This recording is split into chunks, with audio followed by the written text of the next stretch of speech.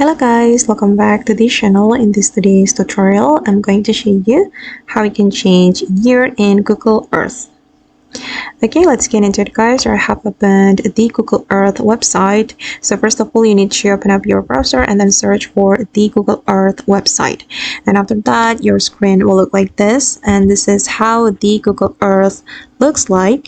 And if you want to change the year in Google Earth to go back in time, you can search for a specific place first.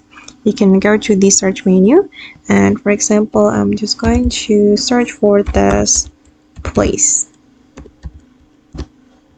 Okay, guys, and wait for a moment. Okay, and then if you want to change the year, you can click on this option. Okay, we'll be able to get the historical imagery. Okay, if you want to change the time, you can just use this option, view old imagery.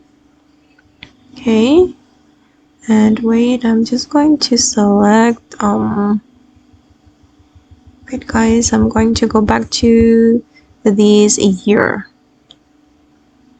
Okay, all right, and this is the result. I'm going to compare it to this year.